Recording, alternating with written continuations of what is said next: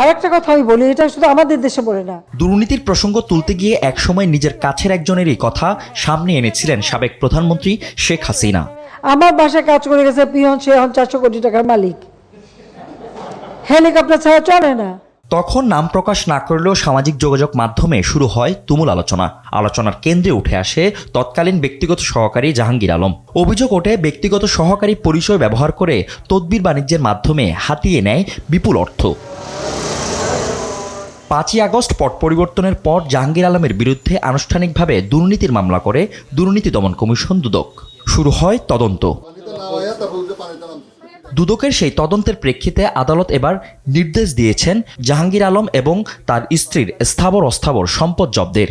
সাবেক প্রধানমন্ত্রী শেখ হাসিনার সাবেক ব্যক্তিগত সহকারী জাহাঙ্গীর আলম এবং তার স্ত্রী কামরুন নাহার এর স্থাবর অস্থাবর সম্পদ দুদকের আবেদনের প্রেক্ষিতে বিজ্ঞ আদালত আজকে জব্দের আদেশ দিয়েছেন।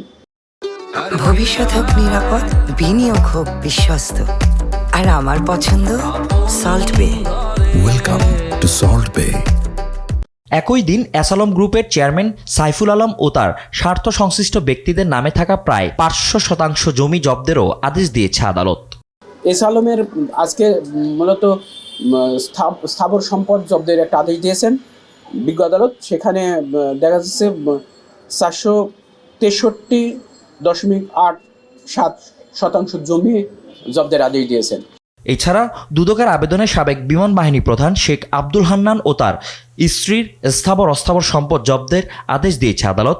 এদিকে এনএন টেক্স গ্রুপের ঋণ জালিয়াতির মামলায় বাংলাদেশ ব্যাংকের সাবেক গভর্নর ডক্টর আতিউর রহমান সহ 25 জনের বিরুদ্ধে গ্রেফতারি পরোয়ানা জারি করেছে আদালত।